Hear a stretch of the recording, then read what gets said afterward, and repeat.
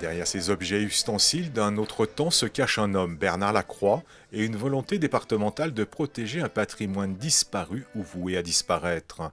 22 000 objets usuels et outils traditionnels accumulés tout au long d'une vie sont depuis plusieurs années nettoyés et inventoriés, mis à l'abri des rigueurs du temps et de la météo.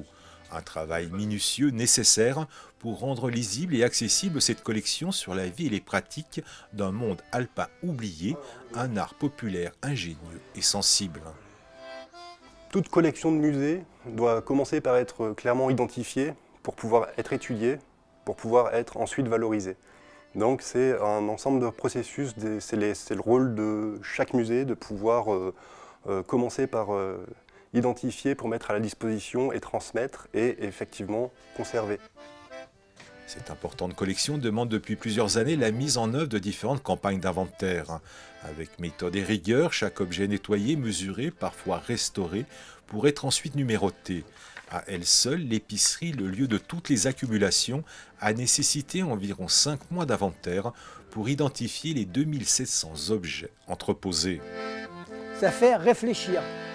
On était pauvres, donc on fabriquait ses outils, on fabriquait ses jouets, on fabriquait tout, on récupérait tout, on ne jetait rien.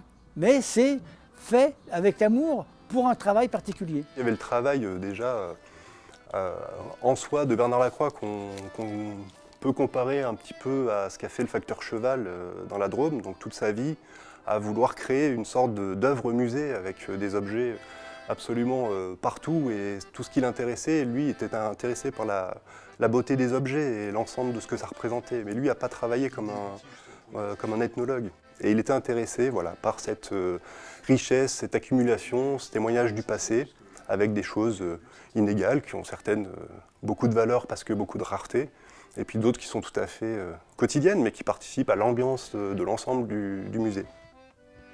Acquis en 2001 par le conseil départemental, le fonds ethnographique de Bernard Lacroix est toujours en cours de valorisation, dans le cadre du projet européen Tradition actuelle. Pour l'heure, 80% des pièces ont été inventoriées et 7500 photos ont été prises. À terme, la base de données représentera une formidable source d'informations sur l'histoire alpine et sera disponible pour les chercheurs, étudiants et autres curieux.